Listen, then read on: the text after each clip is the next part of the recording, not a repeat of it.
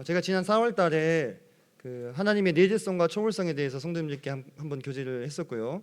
또 5월 달 들어와서는 수요 집회 시간을 통해서 하나님의 나라에 대해서 한번 교제를 나눴습니다. 사실 오늘 말씀은 그 연장선에 있는 3부작 말씀의 마지막 주제가 되겠는데요. 간단하게 좀 앞서 나눴던 말씀들을 약간 정리를 하고 가자면, 하나님의 내재성은 하나님께서 우리 안에 우리와 함께 거하시는 부분을 말하고 있다, 이렇게 말씀을 드렸고요. 하나님의 초월성은 하나님께서 우리 위에 이 우리가 살고 있는 지구와 이 땅을 초월하셔서 온 우주와 온 세상을 다스리시는 초월자, 주권자, 창조자로서의 모습이다, 이렇게 말씀을 드렸습니다. 그래서 그 두 모습이 우리 안에서 균형을 이루게 될 때 우리가 균형 잡힌 신앙을 이어나갈 수 있다, 이런 말씀들을 드렸었습니다. 그래서 만물을 또 열국을 통에 한 방울의 물처럼 저울에 맺혀 있는 한 조각의 먼지처럼 여기시는 그 하나님, 하나님께서 그분의 나라를 반드시 이 땅에 세우실 것에 대해서 지난 수요일 날 말씀을 한번 나눴고요. 그 하나님의 나라의 특징이 무엇이었느냐에 대해서 9가지로 정리를 해서 성도님들께 나누어 드렸었습니다. 그런데요, 이 하나님의 나라를 이루어 주실 그 분이 누구시죠? 네, 주님이시죠. 우리가 주님이라고 부르는 주님의 뜻은 뭡니까? 주인님이죠, 주인님. 그죠? 주인님을 줄여서 우리가 주님이라고 부르는 거예요. 사실 오늘날에는 주인님이라는 표현을 쓸 일이 거의 없죠. 뭐 사장님한테 주인님이라고 하시는 분은 안 계시죠. 뭐 지금은 뭐 직장 상사와 그 하급자의 관계를 할지라도 이런 주종 관계가 아니잖아요, 그죠? 계약의 관계일 뿐이고요. 근데 우리가 주님이라고 부를 때는, 그래서 우리가 그 단어에 대한 약간의 느낌이 좀 떨어질 수 있겠습니다만은 원칙적으로는 그건 주인님이라는 뜻입니다. 예수님이 우리의 주인님이 되신다는 뜻이죠. 바로 그 예수님께서 앞서 나누었던 그 초월적인 하나님의 모든 뜻을 이루어 주실 단 한 존재가 되시는 거죠. 그래서 우리 평생에 우리가 주인님이라고 부르는 이 예수님이 누구신가에 대한 이 질문은 언제나 중요한 질문이 된다고 하는 것입니다. 그분이 누구시냐, 또 그분이 앞으로 무슨 일을 이루시겠느냐, 이것에 대한 뚜렷한 인식은 우리의 남은 인생 동안에 나침반이 되어주고 또 우리가 존재하는 이유가 되어주는 것입니다. 왜요? 그분이 우리의 주인이 되셨기 때문이죠. 그분이 우리의 주인이 되셨기 때문인 것입니다. 그래서 우리가 다 이곳에 모여 있는 분들이 다 연령대가 다르시잖아요. 그런데 각자의 연령대에 맞게 삶을 살아가고 계시는데요. 우리가 인생살이라고 하는 것에는 어떤 그 동일한 패턴들이 있죠. 뭐 예를 들면은 뭐 먹고 쉬고 자고 일해서 돈을 벌고 또 어떤 물건을 사고 또 누군가를 만나고 또 헤어지고 또 누군가를 섬기고 또 섬김을 받고, 때로 화를 낼 때도 있고 화해할 때도 있고, 때로 웃을 때도 있고 울 때도 있고, 그죠? 그래서 내가 자라날 때도 있고 내가 다 자라서 누군가를 키우기도 하고, 그게 인생살이죠. 우리가 흔히 말하는 그 몇 가지로 우리가 구분할 수 있는 그 패턴 안에서 우리의 삶이 이렇게 굴러가고 있는 것입니다. 그러면서 어느 시점에 그 생애를 마감하는 것이 모든 사람들이 가야 될 길이라 이 말입니다. 그런데 우리가 이러한 반복되는 인생살이를 살아가면서 우리가 이 모든 행동들을, 이 모든 삶을 계속해서 이어나가야 되는 궁극적인 목적이 무엇이냐, 도대체 무엇 때문에 이런 것들을 우리가 감당하고 있어야 되느냐, 또는 왜 우리가 이와 같은 모습으로 존재해야 되느냐, 이러한 근원적인 질문이 정도의 차이는 있겠지만 우리 사람들에게 다 있다고 하는 것입니다. 어떤 사람은 그것 때문에 많이 괴로워하기도 하고요. 개인차가 있죠. 어떤 분은 별로 신경 쓰지 않고 대수롭지 않게 생각하고 살아가시기도 합니다. 하지만 사람이라면 살아가는 동안에 누구나 한 번쯤은 이러한 질문에 직면하게 되는데, 바로 이 질문에 대한 중요한 해답을 제시해 주는 것이 우리 주님에 대한 진실들인 것입니다. 우리 주님에 대한 것, 우리 주님이 누구시냐, 그분이 무슨 일을 앞으로 이루시겠느냐에 대한 질문을 우리가 묵상하게 될 때 앞서 제가 제시했던 그러한 질문에 대한 상당한 해답들을 얻을 수가 있습니다. 우리는 왜 살아가고 있나요? 우리는 왜 존재합니까? 주님을 위해서죠, 그죠? 앞으로 우리 이 땅에 무엇이 장차 도래하게 되겠습니까? 예수 그리스도가 다스리시는 하나님의 나라가 이 땅에 도래하게 되는 것입니다. 장차 도래할 하나님의 나라, 그리고 장차 우리 앞에 드러나게 되실 메시아, 주 예수 그리스도, 우리의 왕, 그분을 보기 위해서 우리가 오늘 하루도 살아가고 있다고 하는 것입니다. 사실 그것이요, 어떻게 보면은 가장 궁극적인 대답이 될 수 있겠죠. 우리가 살아가는 이유가 그것만은 아니잖아요. 뭐 자녀들을 위해서 살아가시기도 하고요, 또 인생 가운데 이루고자 하는 목적들이 있어서 살아가시기도 하겠습니다만은 그리스도인이라는 가정하에, 그리스도인이라는 전제하에 우리의 살아가는 궁극적인 목적은 결국은 그분과 그분의 나라를 보기 위한 것입니다. 우리가 이러한 인식 가운데 있을 때 우리가 뭐랄까요, 가장 합당한 자기 인식을 할 수 있는 것이죠. 우리 국적은 무엇입니까? 대한민국 국민이죠, 그죠? 대한민국 국민이기 때문에 주민등록번호를 다 부여받으셨잖아요. 대한민국 국민이란 뜻이잖아요. 그래서 내 육신은 대한민국 국민으로 살아가는 것입니다. 내 평생 동안 제가 뭐 이렇게 국적을 바꾸지 않는 한은. 하지만 그 육체 안에 있는 나의 영혼의 참된 주소지는 어디입니까? 천국이죠, 천국. 그리고 천국의 시민이라고 하는 거예요.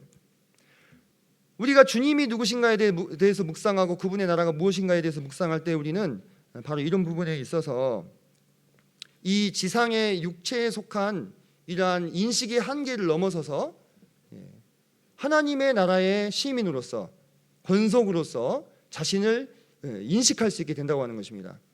그리고 그런 인식이 우리에게 존재하는 이유, 살아가야 될 이유, 그리고 목적, 정체성, 이런 것들을 준다고 하는 것입니다. 여기서 다시 한번 중요한 질문이 있습니다. 뭐냐면 예수 그리스도 그분은 누구신가? 라고 하는 질문입니다. 왜냐하면 제가 앞서 말씀드렸잖아요. 우리의 존재의 이유와 우리의 인생의 목적이 다 누구에게 달려 있어요? 예수님에게 달려 있잖아요. 그렇기 때문에 그분이 누구신가는 우리에게 지극히 중요한 문제가 되는 거예요. 우리 모두가 간절히 바라는 베드로 사도도 그러잖아요. 너희가 보지 못했지만 믿고 그분을 사랑하는도다, 이렇게 얘기하잖아요. 그죠? 우리의 입장 아닙니까? 그죠? 우리가 예수님을 보셨어요? 그런 적 없으시잖아요. 하지만 우리가 말씀을 듣고 믿고 그분을 사랑하게 되고 그분을 따라가게 되었지 않습니까? 그분과 동행하게 되고 그분을 나의 인생의 주인으로 인정하게 되고, 정도의 차이는 있지만 그분과 함께 나의 인생살이를 함께 걸어가게 되었다, 이 말이에요. 이 세상에 많은 정복자들이 나타났습니다. 뭐 여기 지금 사진에 보이는 분들, 제가 가장 왼쪽에 이제 빅토리아 여왕이라고 대영 제국 전성기를 누렸던 분이고, 그 옆에는 이제 뭐 다리우스 1세, 뭐 진시황은 잘 아시죠? 그 옆에는 뭐 알렉산더 대왕, 하여튼 이름 꽤나 알린 사람들이에요. 여기에 뭐 나온 분들 아니고도 뭐 징기즈칸이라든지 뭐 느부갓네살이라든지 뭐 성도님들 한 번씩 들어보셨던 그러한 왕들, 그들은 천하의 이름을 남기고 거대한 제국을 만들었죠. 근데 무엇을 통해서 만들었습니까? 창과 칼, 총과 칼로 그들의 나라를 만든 것입니다. 그 과정 가운데서 본인은 영광을 얻었고 역사의 이름을 남겼지만 주변 사람들은 어땠을까요? 많이 힘들었겠죠, 그죠? 주변 사람들 많이 힘들지 않았겠어요? 성도님들 혹시 이렇게 성공하신 분 한번 이렇게 섬겨보신 적 있으세요? 잘 나가는 사람 되게 감당하기 힘듭니다. 아주 이 마음이 높거든요. 이게 이 대접받는 것에 익숙해져 있어가지고 그런 분들 이렇게 섬기기가요 아주 힘들어요. 옆에서 이렇게 경험해 보신 분들은 아마 고개를 끄덕끄덕 하실 텐데요. 이런 왕들 우리가 야 대단하다 진짜 하면서 역사를 보지만은 이런 분들 섬기기가요 정말 힘들었다 이겁니다. 주변 사람들은 피곤해요. 우리가 이제 솔직하게 이 시대로 돌아가면은 내가 알렉산더 대왕일 가능성이 높아요. 그 옆에서 이게 시중들은 시종일 가능성이 높아요.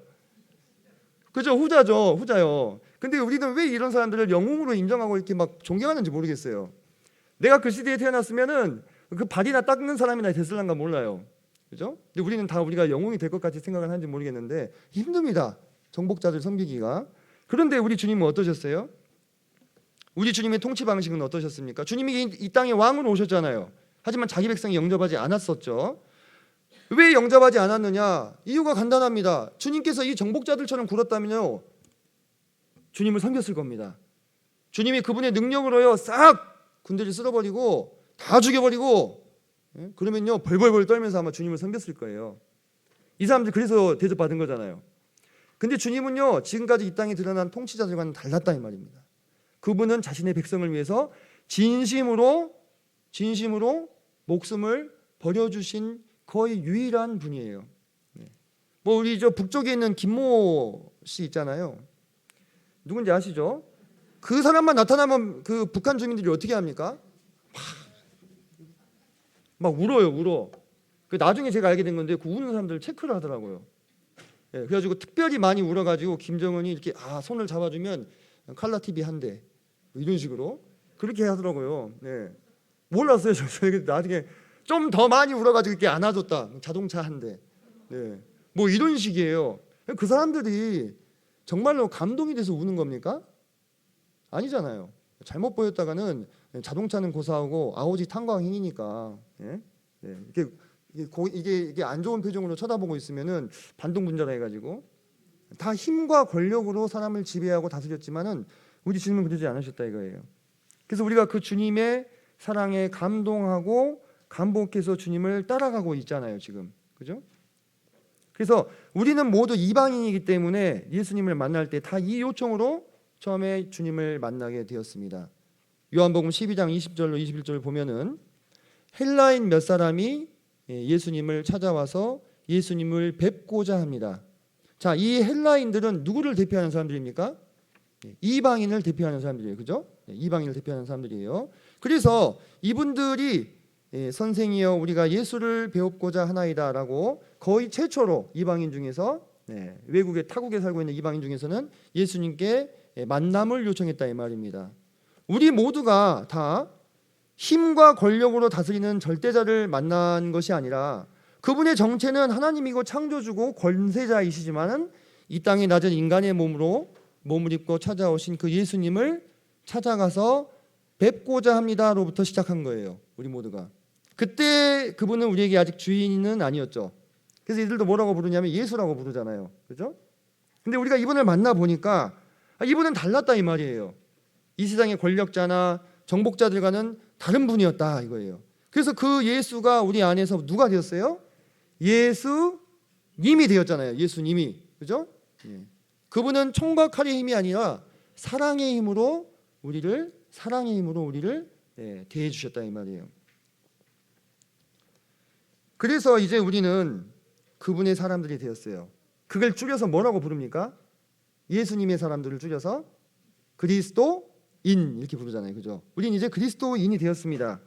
그래서 이제는 전에는 우리가 주인이 되어 살아갔던 그 삶을 돌이켜서 예수님을 나의 주인이자 왕으로 믿고 따르고 있어요. 그리고 이제는 우리 삶의 목적을 위해서 경주하는 것이 아니라 그분의 목적을 이루어드리기 위해서 우리의 삶을 살아가고 있다 이 말입니다. 때때로 우리가 우리의 육신의 연약함으로 인해서 그 경로를 때로 이탈할 때도 있습니다만은 한번 주님의 사람이 되면은 주님이 어떠세요? 절대로 포기하지 않으신다 이 말입니다. 그것이 주님의 은혜고 사랑이라 이 말이에요. 우리가 그것에 감동했잖아요.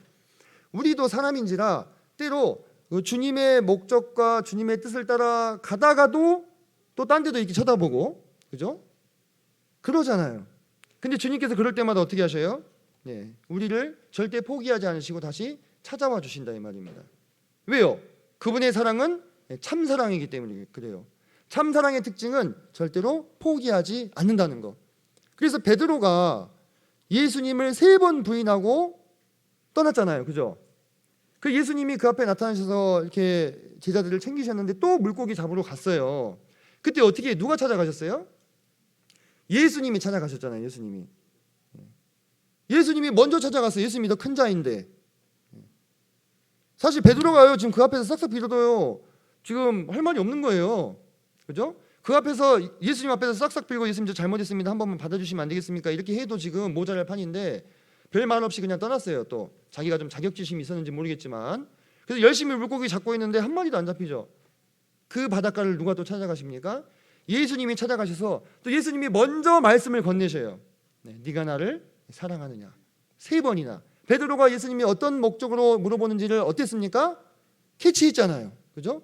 예수님이 손을 먼저 내밀어 주셨잖아요. 예수님 등에 칼 꽂은 베드로에게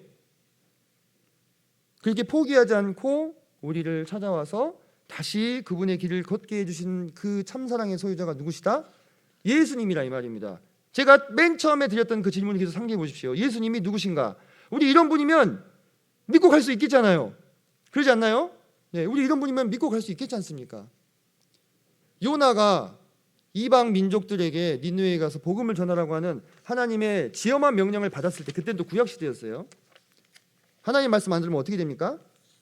바로 죽는 거죠. 그죠? 그때 그 요나를 하나님이 물고기 뱃속에서 소화가 되게 하실 수도 있었잖아요. 아닌가요? 네, 소화되게 하실 수도 있었어요. 물고기가 탁 잡아먹었습니다. 하나님이 그냥 고개 딱 돌리면 그대로 소화되는 거예요. 그게 자연의 이치죠. 네. 그런데요, 하나님께서 그 풍랑과 그 파도와 그 모든 상황들을 사용하셔서 누구를 살리십니까? 요나의 마음을 요나를 살리실 뿐만 아니라 그의 마음을 돌이키게 하시죠. 그래서 계속 사용하십니다. 마가 요한이 바울과 바나바와 함께 전도 여행을 떠났는데 이 젊은이가 너무 힘이 든 거예요. 너무 힘이 들어요. 제가 그 길을 가봤지 않습니까? 저 버스 타고 갔는데도 진짜 힘들더라고요. 뭐 기본 한 4시간은 버스 타고 4시간은 그냥 보통 거리예요. 그 길을 몇천 년 전에 걸어서 넘어가야 되고 그랬으니 얼마나 힘들었겠어요. 중도에 어떻게 합니까? 돌아와 버리잖아요. 근데 주님이 그 사람을 포기하셨습니까? 아니잖아요.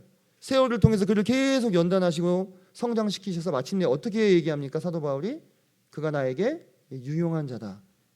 그를 데려오라라고 얘기하시기까지 포기하지 않고 그를 계속 다시 키워주신 거예요. 그게 우리 주님의 어떠하심이라 이 말입니다. 이분 참 우리 믿을만 하죠. 우리를 포기하지 않고 사랑해 주시는 그분.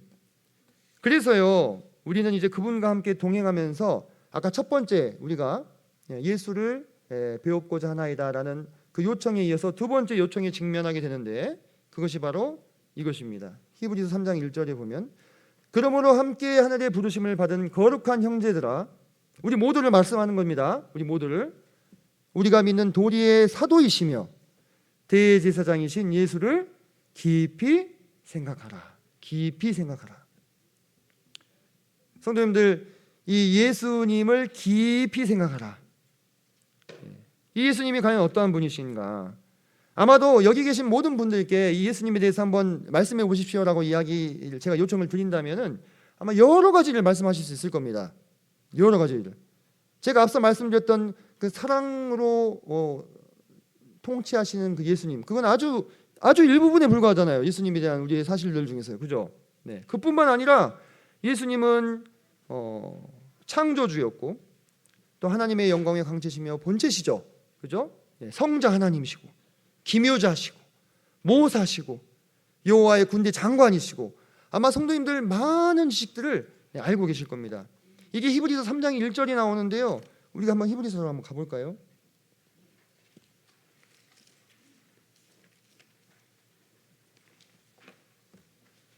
히브리서는 계속 우리 주님이 어떤 분이신가에 대해서 계속 우리에게 증거해 주고 계시잖아요. 1장 1절 보시면 옛적의 선지자들을 통하여 여러 부분과 여러 모양으로 우리 조상들에게 말씀하신 하나님이 이 모든 날 마지막에는 아들을 통하여 우리에게 말씀하셨으니 하면서 이 아들이 누구신가에 대해서 설명을 해주고 계시는데 이 아드님은 어떤 분이시냐면 만유의 상속자시다. 모든 만물을 물려받기로 예정돼 있으신 분이십니다. 또 그로 말미암아 모든 세계를 지으셨다. 창조자시죠. 이는 하나님의 영광의 광채시여 그 본체의 형상이시다. 그죠? 빌립보서 2장에서도 그는 근본 하나님의 본체이시다 이렇게 말씀하시잖아요. 그죠? 그리고 그의 능력의 말씀으로 만물을 붙드신다. 만물의 주관자요 운행자이시며 죄를 정결하게 하는 일을 하시고 우리를 하나님 앞에서 깨끗게 하시는 구원자요 중보자의 일을 하고 계십니다. 그리고 높은 곳에 계신 지극히 크신 이의 우편에 앉으셨어요. 뭡니까? 주권자시죠. 주권자. 만물의 주권을 갖고 계시는 분. 바로 이분이 우리가 알고 있는 그 예수님이시다 이 말입니다. 특별히 3절 중반부에 죄를 정결하게 하는 일을 하신 분, 그분은 이 일을 이루기 위해서 2장 9절을 보시면 2장 9절에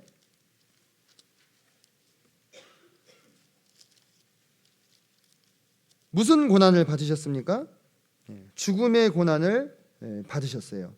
그 이유는 하나님의 은혜로 말미암아 모든 사람을 위하여 죽음을 맛보셨다 이 말입니다. 그래서 그분은 구원의 창시자가 되셨습니다. 2장 10절을 보시면 구원의 창시자가 되셨어요. 무엇을 통해서요? 고난을 통해서. 11절 보시면 거룩하게 하시는 이 누구를 말하는 겁니까?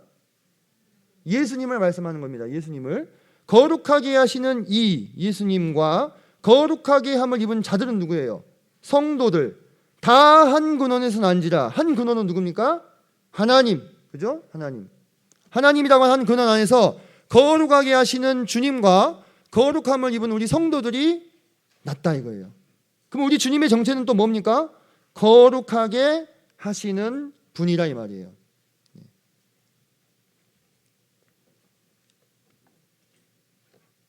그리고 그분은 대제사장이 되셨습니다. 17절에 보시면 대제사장이 되셨죠. 그래서 백성의 죄를 속량하려 하셨다. 그래서 우리가 이 주님이 누구신가 했을 때 이 주님께서는 앞서 살펴본 바와 같이 1장 2절로 3절에 보면은 초월적인 하나님이 드러나 있잖아요. 초월적인 하나님이 창조자이시며 주권자이시며 만물을 주관하시며 만유의 주인 되시는 초월적인 예수님이 드러나 있잖아요. 근데 그분이 우리의 죄를 사하기 위해서 죽음을 맛보시고 구원의 창시자가 되시고 우리를 거룩하게 하시는 이가 되어주셨다고 하는 것입니다. 이 거룩이 정말로 중요하다고 하는 것입니다. 우리 주님은 거룩하신 분입니다.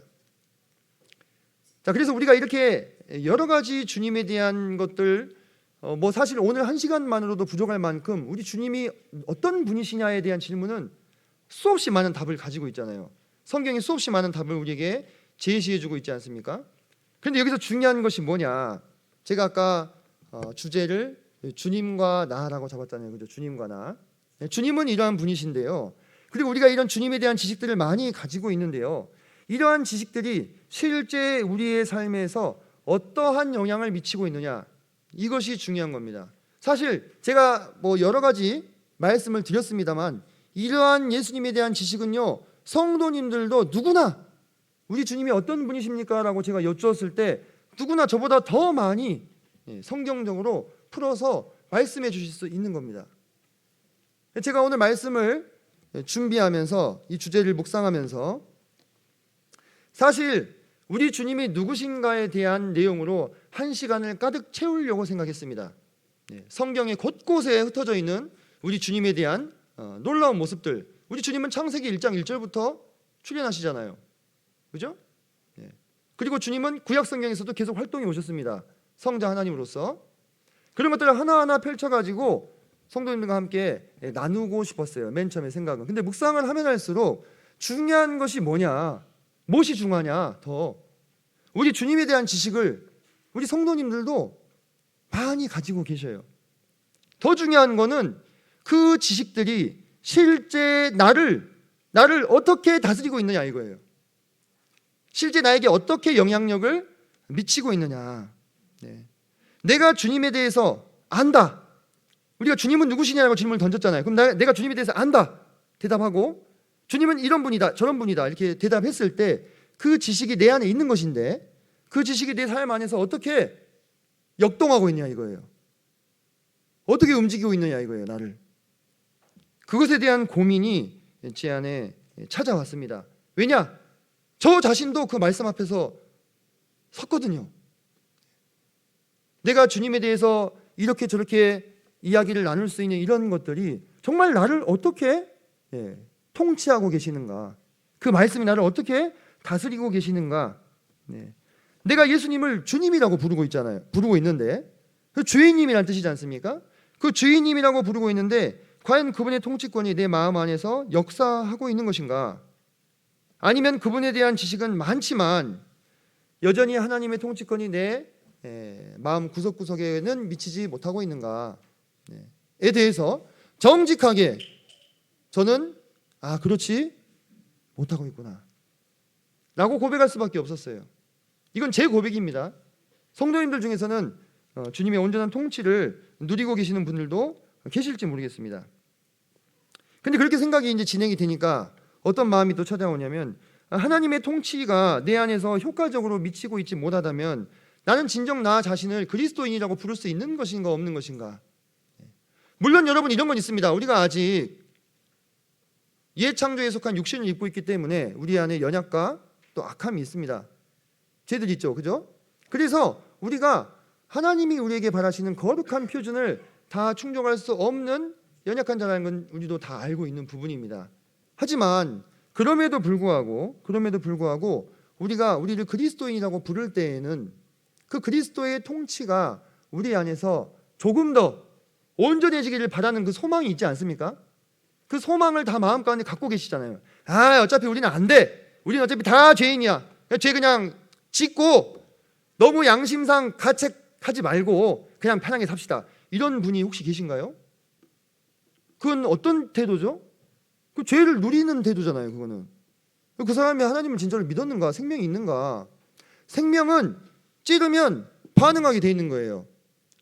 죽어있는 물고기는요, 아무리 찔러도 어떻습니까? 끔찍도 안 하죠. 근데 살아있는 물고기는 회칼을 딱 대면 어떻게 돼요? 바닥바닥바닥 뛰죠. 그죠? 그게 살아있다는 증거잖아요. 죄라는 칼이 우리의 양심에 와서 닿았는데 우리가 아무 반응이 없다면 그 안에 생명이 과연 있는가? 저는 이런 관점에서 이러한 어떤 질문을 성도님들께 드린다고 생각해 주시면 좋을 것 같습니다. 그래서 그 원인이 무엇인가? 여러 가지 많이 생각해 봤어요. 왜 우리 안에 주님에 대한 이러한 놀라운 지식들이 실제 영향력을 충분히 미치지 못하고 있을까? 여러 가지가 있을 것입니다. 여러 가지가. 그 원인이 여러 가지가 있겠는데요. 그런 생각이 들었어요. 내 안에 하나님을 경외하는 마음이 없구나. 내 안에 하나님을 두려워하는 마음이 없구나. 왜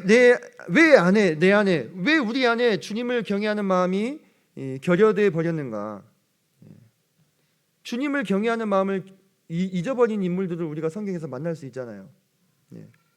엘리 제사장과 사울 왕이 있었습니다. 대표적으로 더 많이 있겠지만은 이들의 특징은 무엇이냐면 하나님께 은혜를 받은 사람이었고 택함을 받은 사람들이었다 이 말입니다. 하나님이 사용하시기 위해서 세우신 사람들이었어요. 마치 우리처럼요. 우리도 택함을 받은 성도들이잖아요. 그런데 그들이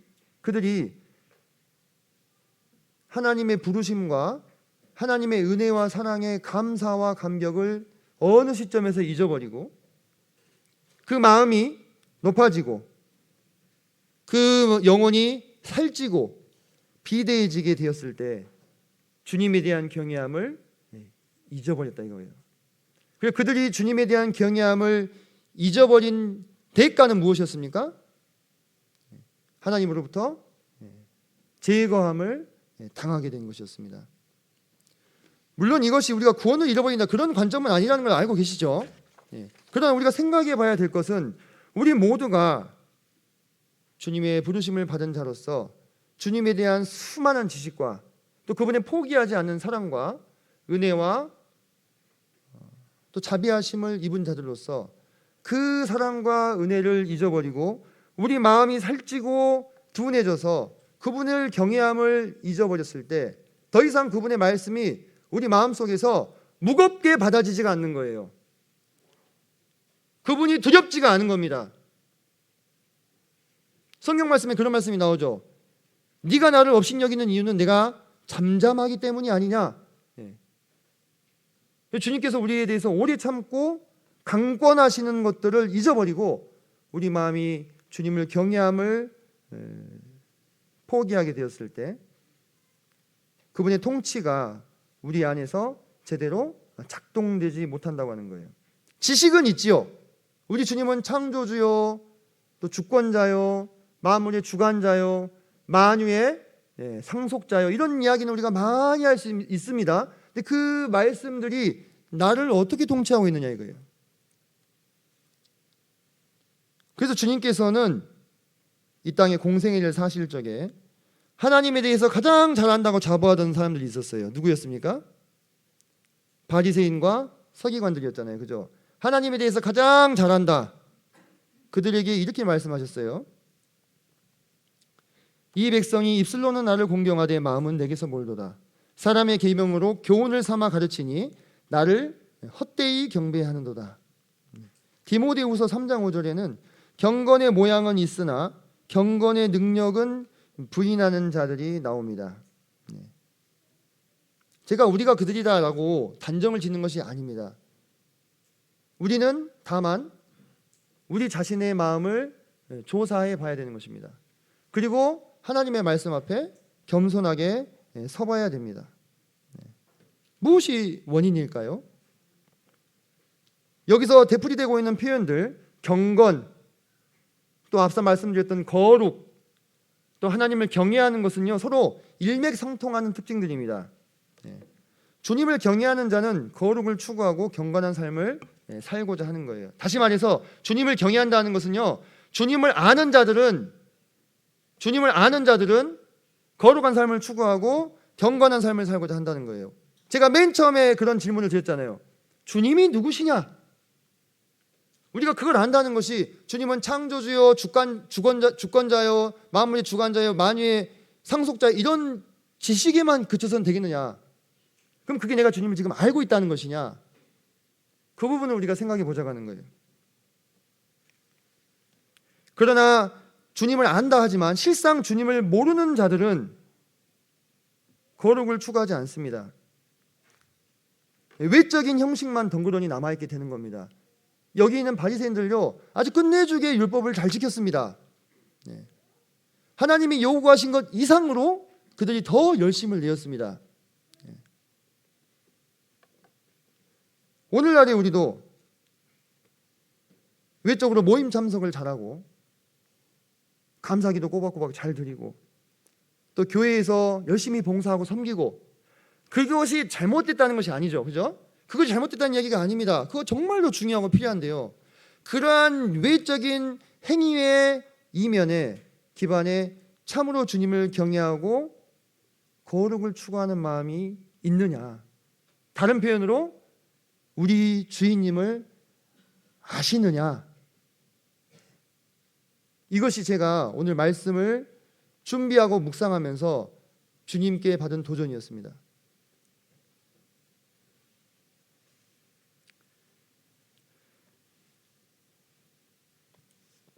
왜냐하면 주님은 예나 지금이나 동일하신 분이시거든요.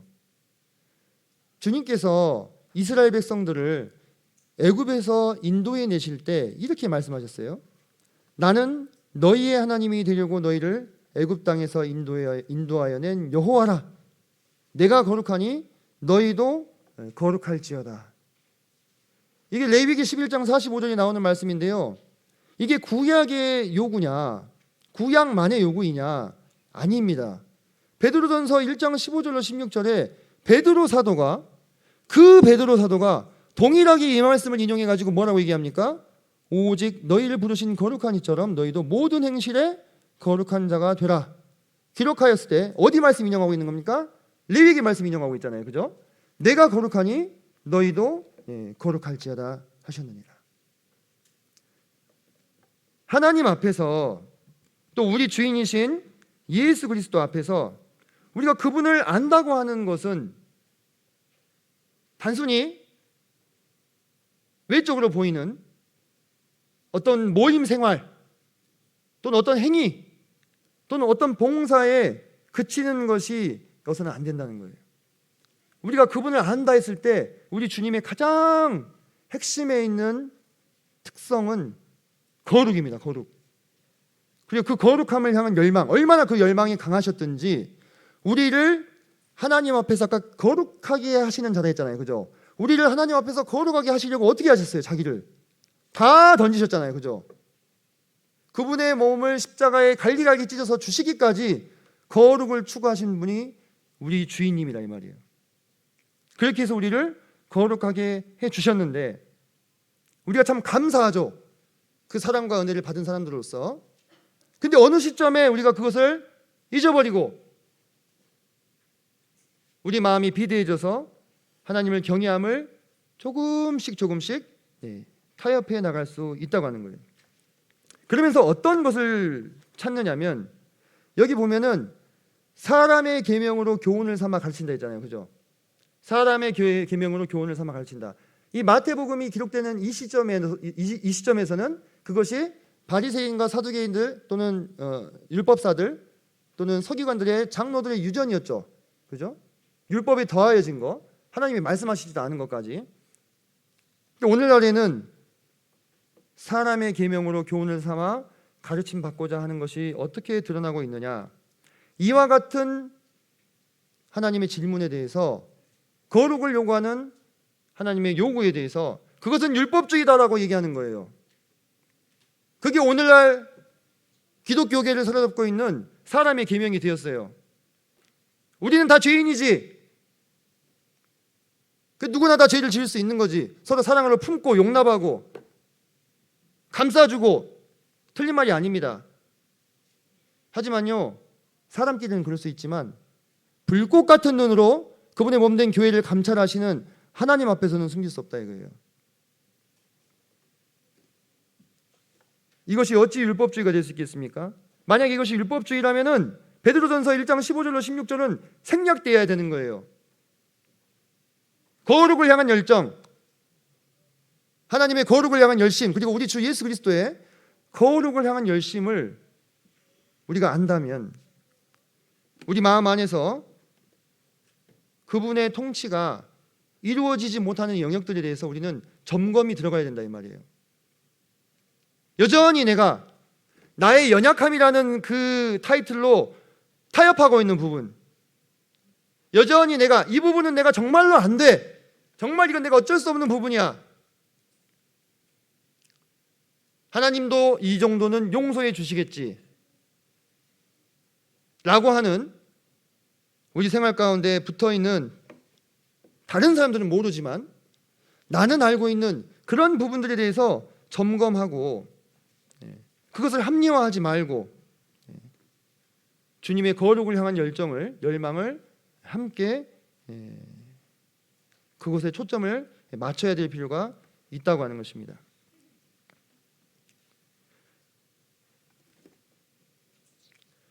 그렇다면 무엇이 우리의 거룩을 저해하고 주님을 닮지 못하게 하는가요? 거룩의 반대는 무엇입니까? 불결함이죠. 불결함. 그죠? 아까 제가 인용했던 마태복음 15장 8절로 9절에 보면 주님께서 이 백성이 입술로 나를 공경하되 마음은 내게서 멀도다, 사람의 계명으로 교훈을 삼아 가르치니 나를 헛되이 경배하는도다 하시고 나서 이어지는 18절로 19절에 불결한 것들이 무엇인지에 대해서 설명을 해주십니다. 다 설명 안 하시고 많이 그래도 큼직큼직한 것들을 설명을 해주셨죠. 거룩의 반대는 불결입니다. 무엇이 우리를 불결하게 하는 것이냐? 우리의 마음에서 나오는 것이 사람을 불결하게 한다고 했어요. 여기에 나오는 목록들을 간단하게 살펴보게 되면은, 자, 마음에서 나오는 것은 악한 생각과 살인과 간음과 음란과 도둑질과 거짓 증언과 비방이다, 이렇게 얘기했습니다. 우리의 거룩을 저해하는 불결한 것들. 악한 생각은 무엇이겠습니까? 나쁜 의견, 불건전한 생각, 원어적으로. 근데 생각을 지금 지적하고 있는 부분이 참으로 상기할 만하죠. 생각. 사람들은 생각까지는 죄로 보지 않잖아요. 그죠? 생각을 품더라도 행동으로 옮기지 않으면 어떻습니까? 형사처벌의 대상이 되지 않습니다. 그건 어떻게 규명할 수가 없는 부분이잖아요. 근데요, 주님께서 우리를 불결하게 만드는 것들, 우리 마음에서 나오는 불결한 것들을 얘기하시면서 가장 먼저 뭘 말씀하셨냐면요, 악한 생각을 말씀하셨어요. 하나님 정확하게 사람을 잘 아시는 거예요. 우리가 뭐로 제일 죄를 많이 짓습니까? 생각으로 짓잖아요. 생각으로. 이걸 직접 내가 실행해버리면 이건 진짜 선 넘는 거니까 차마 그렇게는 못하고 어떻게 해요? 마음속으로 죽였다 살렸다 막, 그죠? 지지고 볶고 막 다 하잖아요. 막. 그 부분을 주님이 정확하게 말씀을 먼저 하시죠. 살인, 직접 사람을 죽이는 것뿐만 아니라 뭐도 있습니까? 형제를 미워하는 것. 형제를 미워하는 것. 이미 형제를 미워한 자는 살인을 행한 것과 같다고 말씀하셨잖아요. 앞에서 악한 생각을 먼저 얘기하셨기 때문에 이것은 정말 이건 빠져나올 수 있는 여지가 없어요. 직접 내가 이제 사람은 안 죽였지. 형제 자매를 미워하는 것도 사람을 죽인 것과 같은 거예요. 간음, 이제 간음과 음란은 모두 성적인 것과 관련이 되는 부분인데 이렇게 구분하시는 분들도 있으시더라고요. 간음은 기혼자의 성적인 범죄, 음란은 미혼자의 성적인 범죄다. 크게 이렇게 구분을 하는 분들도 계시던데 여기에는 마음으로 짓는 죄도 다 당연히 포함이 됩니다. 그죠? 누구든지 여자를 보고 음욕을 품는 자마다 간음을 행하였다라고 누가 말씀하셨어요? 예수님이 말씀하셨잖아요. 도둑질, 정말 남의 것을 이렇게 훔쳐가는 거 말고도 모든 종류의 탐심을 내포하고 있는 것입니다. 남의 것을 탐내거나 탐심을 품는 것, 거짓 증언, 유언비어를 퍼뜨리는 것, 거짓 소문을 퍼뜨리는 것 있잖아 말이야. 누가 어쨌대. 근데 사실 그런 얘기 할 때요 별로 죄라고 생각 안 하거든요. 우리가 어떤 경우는 심지어 정말 그 사람을 생각해서 그런 얘기를 한다고 생각하면서 그런 얘기를 할 때도 있어요. 근데 정확한 것도 아니에요. 부정확한 어디서 주워 들은 것을 계속 확대 해석해 가지고 퍼뜨리는 거예요. 근데 이것이 사람을 얼마나 괴롭게 만드느냐. 성도님들, 연예인들 가끔 보면은 밑에 댓글 때문에 자살하는 연예인들 나오잖아요. 그게 그렇게 사람을 괴롭게 하는 건가 봐요. 그러니까 주님께서 특별히 죄의 몽롱을 다 말씀하시지 않고 몇 개 뽑아서 말씀하신 얘기 올라왔겠죠. 비방, 타인을 욕하는 것, 수근수근하는 것, 이런 비방이 나오는 것은 마음속에 타인을 향한 시기와 질투심과 증오가 쌓여서 나오는 거예요. 그리스도인은 증오와 시기심이 없습니까? 아니죠. 아닙니다. 그리스도인도 시기와 질투와 증오를 느낍니다. 그게 쌓이다 보면 비방으로 열매를 맺게 되는 것이죠. 이러한 것들이 사람의 마음에서 나와서 그 사람을 더럽게 한다고 말씀하셨어요. 다른 말로 어떻게 표현할 수 있습니까? 거룩하지 못하게 만든다고 하는 것입니다.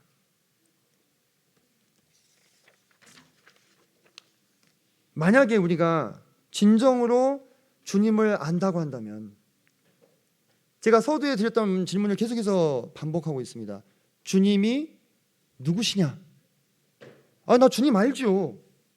나 주님 압니다. 나 주님이 어떤 분인지 알고 있습니다. 진짜로 알고 있나요? 주님을 정말로 안다고 한다면 우리는 이러한 우리를 불결하게 만드는 죄들을 미워할 것입니다. 왜요? 주님은 거룩한 분이시기 때문에. 그리고 주님을 안다고 한다면 도리어 주님이 기뻐하시는 거룩으로 나아가서 그분의 모습을 담고 드러내게 되는 것이죠.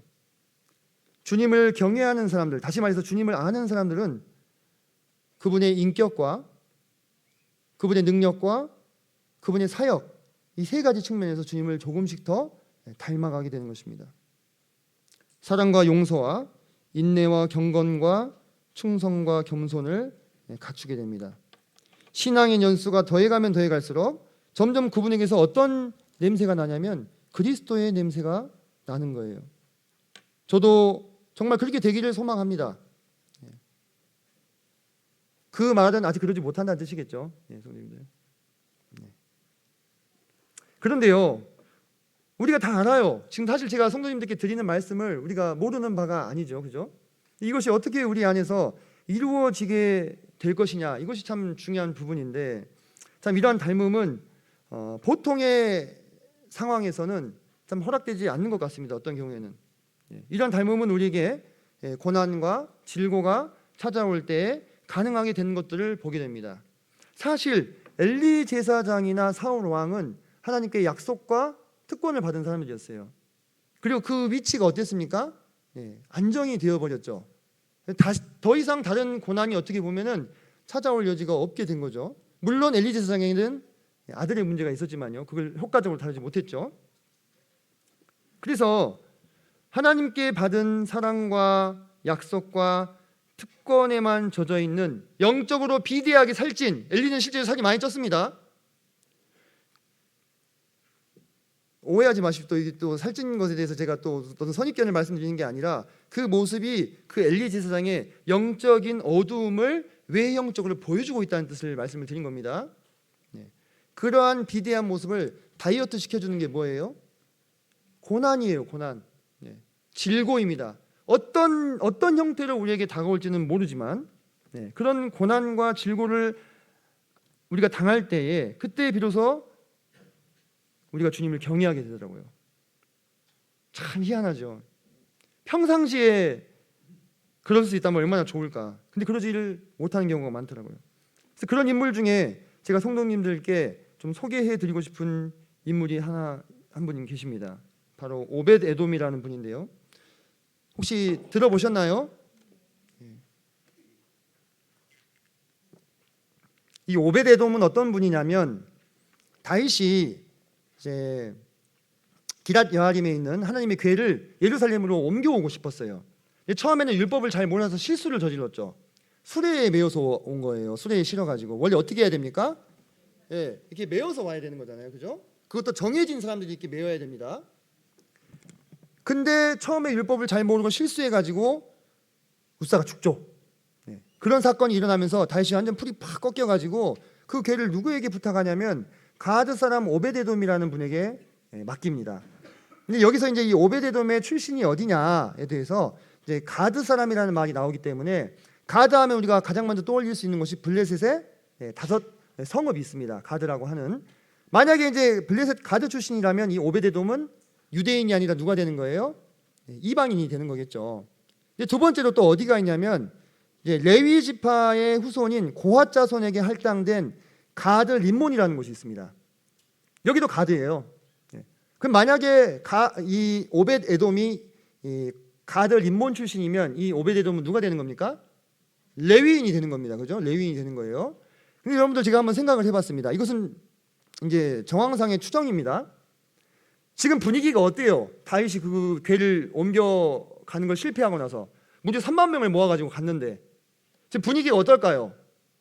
아주 살벌하고 심각했겠죠. 사람 막 죽어버리고 그랬잖아요. 근데 이 궤를 지금 블레셋에서 찾아온 지 얼마나 됐다고, 그죠? 블레셋에서 뺏겼다가 지금 가져와가지고 다시 가져가려고 하는 거잖아요. 그걸 다시 이방인한테 맡길까에 대한 의문이 제가 좀 있었어요. 그러니까 1번으로 보기가 좀 어렵더라고요. 그래서 저는 2번으로 분별을 했습니다. 그러면 이분은 레위인이에요. 그것도 고핫 자손은 무슨 역할을 맡은 사람들이냐면은 하나님의 모든 성물을 매는 역할을 맡은 그 바로 후손입니다. 맞잖아요, 그죠? 그러면 우리가 잘 보면은 지금 시간 관계상 찾아가진 않겠습니다만은 사무엘하의 그 장면을 보면은 다윗이 실패하고 나서 이 궤를 메어 가지고 오벳에돔에게 가져갑니다. 분명 그 상황에서 뭐가 있었다는 거예요? 율법에 대한 재검토가 있었다는 거예요. 그리고 이 궤를 맡길 적임자로 오벳에돔을 낙점했다는 것입니다. 왜요? 그가 고핫 자손의 후손으로서 궤를 맬 수 있는 인물이었거든요. 그죠? 근데요,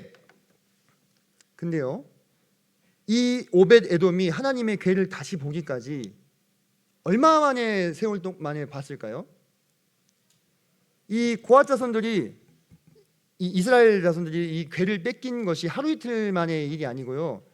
언제 있었냐면은 엘리 제사장의 두 아들 홈리와 비나스 아시죠? 그들이 괴를 이기려고 가지고 갔다가 뺏긴 거잖아요.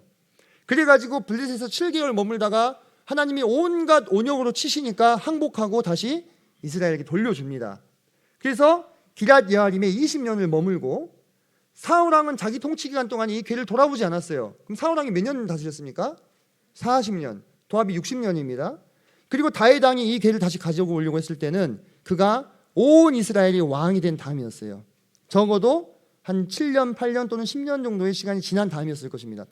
합치면 거의 70년의 세월 동안에 한 구석에 방치되어 있었던 하나님의 언약궤를 오베데돔이 드디어 본 거예요.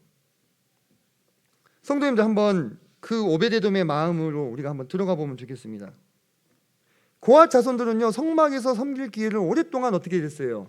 박탈당하고 있었습니다. 왜요? 궤가 없거든요. 궤 자체가 없는데 뭘 섬길 수 있겠습니까? 70년 이상의 70년에 가까운 그 부재의 시간을 경험했다고 하는 것입니다. 그것이 오베데돔에게 고통인 것입니다. 내가 정말 내 출생이 레위인이고 고앗 자손이고, 고앗 자손의 후손 중에 고라가 있어요. 그죠? 고앗의 직계 후손입니다. 근데 고라가 어떻게 했어요? 하나님께 반역해가지고, 그죠? 멸종을 당하잖아요. 그죠? 죽임을 당하잖아요. 그 아들들은 살아남았습니다. 그 이유도 성경에 있죠. 근데 그 후손으로 불명예를 안고 계속 살아오면서 성막 봉사도 못하고 마음 가운데 뭐가 있겠어요? 이 슬픔이 있는 거예요. 이 질고를 겪은 것입니다. 그것은요, 겪어보지 않은 사람은 모르는 거예요. 내가 레위인으로 태어난 정체성을 이루지 못하고 있는 거예요. 지금 그냥 매일매일 먹고 자고 사는 이 삶이 의미가 없는 거예요. 나는 하나님의 성물과 궤를 매기 위해서 태어난 사람인데 궤가 어디 가버렸어? 그런 오베데돔 앞에 갑자기 이 궤가 나타난 것입니다. 다윗이 메고 가잖아요. 그죠? 오베데돔 집이 맡긴 거예요. 그러면 이 오베데돔이 이 하나님의 궤를 보았을 때 그 마음이 어땠을까요? 어쩌면요, 70년 만에 이게 만난 거니까요, 평생 못 보다 처음 보신 것일 수도 있어요. 오베데돔이요. 오베데돔이 70살이면 한 번 보고 그때 보는 거잖아요. 그죠? 네. 그가 마음 가운데 아주 얼마나 절박하고 얼마나 하나님의 궤를 사모하는 마음으로 그 궤를 대했겠냐 이거예요. 그런 갈급함과 갈망과 배고픔이 있을 때 우리가 엘리 제사장과 사울 왕의 마음 가운데서 봤던 영적인 비대함과 나태함을 볼 수가 있습니까? 볼 수 없잖아요. 그죠? 네. 그들이 하나님께 선택받고 축복과 약속을 부여받은 사람들로서 영적인 나태함에 빠져가지고 하나님 경외함을 잃어버리고 하나님을 업신 여기는 행동들을 계속해서 하던 그 엘리 제사장과 사울 왕의 마음은 볼 수 없는 거예요. 정말 이 절박한 마음으로, 간절한 마음으로, 하나님의 궤를 사모하는 마음으로 그 궤를 대했을 거라 이 말이에요.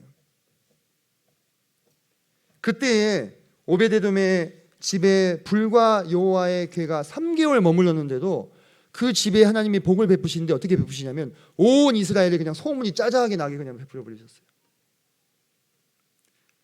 그래서 왕의 기회까지 들어가게 되죠.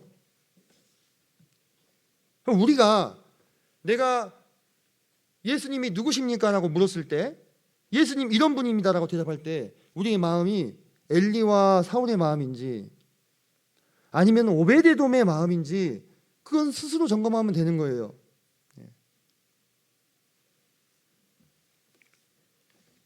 그래서 그의 절절한 고백이 제가 오늘 예배를 드렸던 그 시편입니다. 시편 84편으로 한번 가보실까요?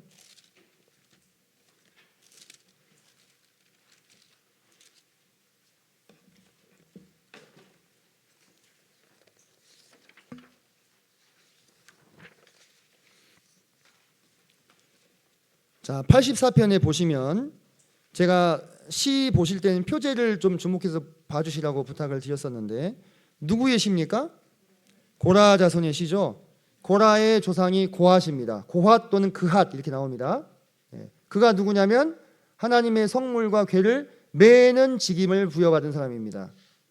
그러니까 그 고라 자손이라고 한다면 이 오벳에돔일 수도 있고요, 오벳에돔의 후예들일 수도 있습니다. 그죠? 그건 제가 정확하게는 알 수 없어요. 하지만 그들이 얼마나 간절한 마음으로 하나님을 사모했느냐가 여기에 나와 있어요. 그건 우리가 누구나 다 확인할 수 있습니다.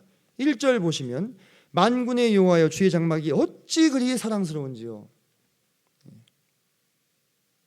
그가 얼마나 하나님의 이 전을 사모했는지 2절에 보니까 내 마음과 육체가 살아계신 하나님께 부르짖나이다.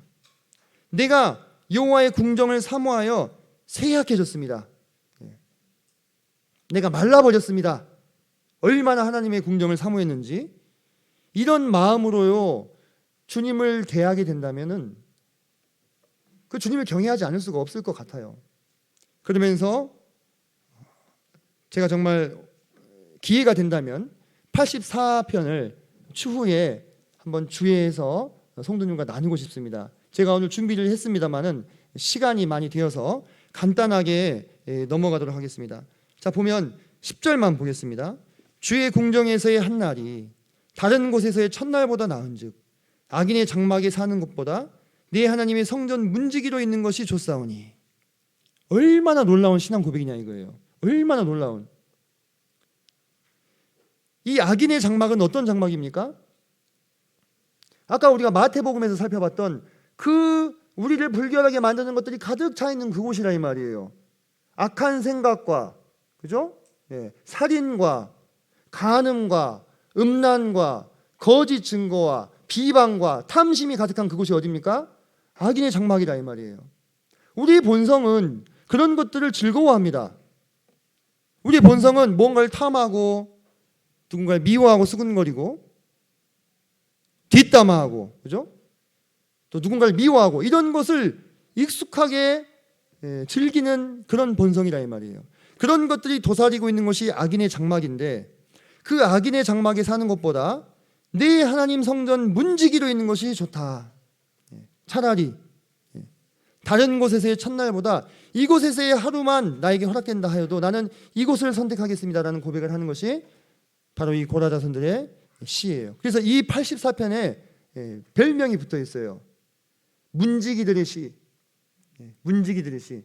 이 고라자손의 이 고라자손들이 나중에 이제 더 이상 매일 일이 없잖아요. 성막이랑 성전으로 이렇게 딱 고착됐으니. 그래서 문지기의 직분을 얻습니다. 문지기.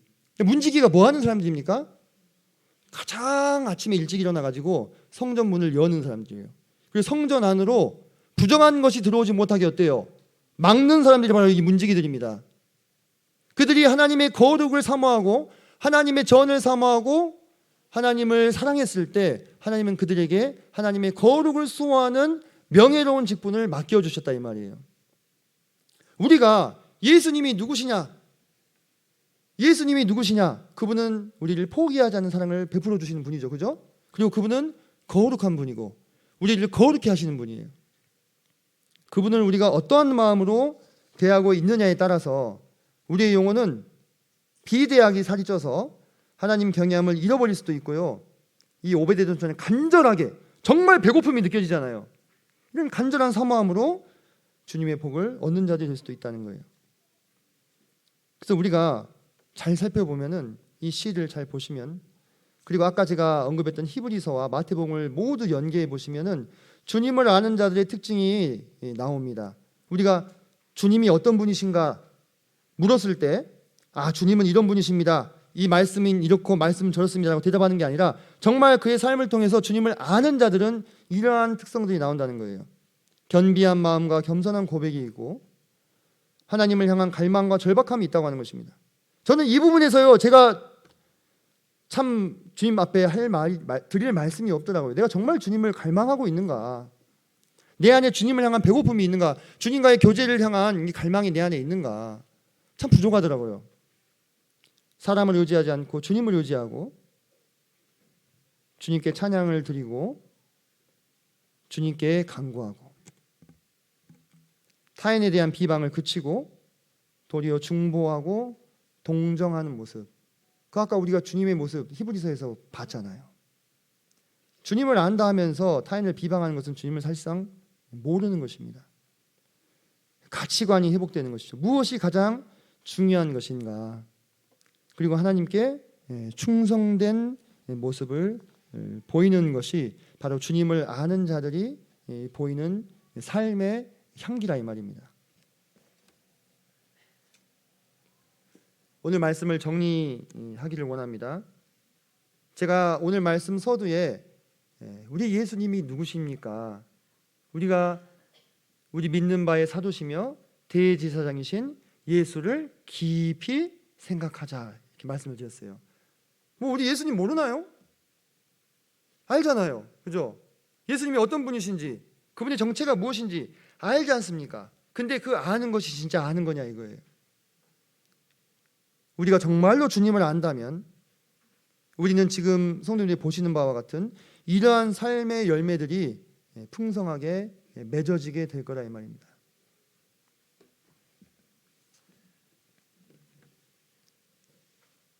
이 말씀 같이 읽고 오늘 말씀을 마무리했으면 좋겠습니다. 함께 읽겠습니다. 시작. 하나님이 미리 하신 자들을 또한 그 아들의 형상을 본받게 하기 위하여 미리 정하셨으니 이는 그로 많은 형제 중에서 맏아들이 되게 하려 하심이라. 로마서 8장 29절 말씀입니다. 우리가 주님이 누구신가에 대한 질문을 던지는 것은요, 결국 그분을 알고 닮기 위해서입니다. 우리가 주님을 알고 묵상하면 할수록 그분의 모습은 더욱 아름답고 빛이 나지요. 더 사모가 됩니다. 그래서 그 주님에 대한 사모함과 그 주님의 인격이 우리 안에 스며들어서 우리 동북교회 모든 성도님들께서 참으로 내가 내 주님을 압니다. 내가 정말로 내 주님을 알고 있습니다. 내가 그분을 닮아가고 있습니다라고 고백하는 데까지 이르기를 간절히 소망합니다. 이상으로 말씀 마치겠습니다. 감사합니다.